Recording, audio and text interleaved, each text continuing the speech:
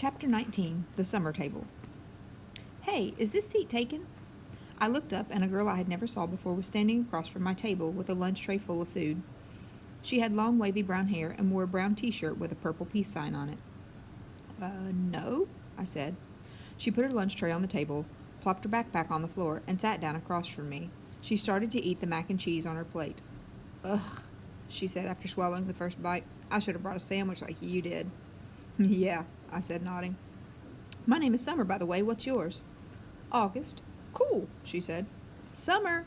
Another girl came over to the table carrying a tray. Why are you sitting here? Come back to the table. It's too crowded, Summer answered her. Come sit here. There's more room. The other girl looked confused for a second. I realized she had been one of the girls I had caught looking at me just a few minutes earlier, hand cupped over her mouth, whispering. I guess Summer had been one of the girls at that table, too. Never mind, said the girl, leaving. Summer looked at me, shrugged, smiled, and took another bite of her mac and cheese. Hey, our names kind of match, she said as she chewed. I guess she could tell that I didn't know what she meant. Summer, August, she said, smiling, her eyes open wide, as she waited for me to get it.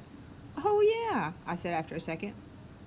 We could make this the summer-only lunch table, she said. Only kids with summer names could sit here. Let's see, is there anyone here named June or July? Well, there's Amaya, I said.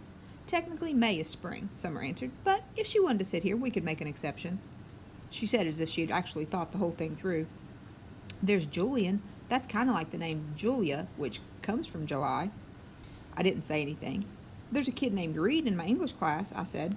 Yeah, I know Reed, but how's Reed a summer name? She asked. Oh, I don't know, I shrugged. I just picture like a reed of grass being a summer thing. Yeah, okay, she nodded, pulling out her notebook. And Miss Potosi could sit here, too. That kind of sounds like the word petal, which I think of as a summer thing, too. I have her for homeroom. I have her for math, she said, making a face.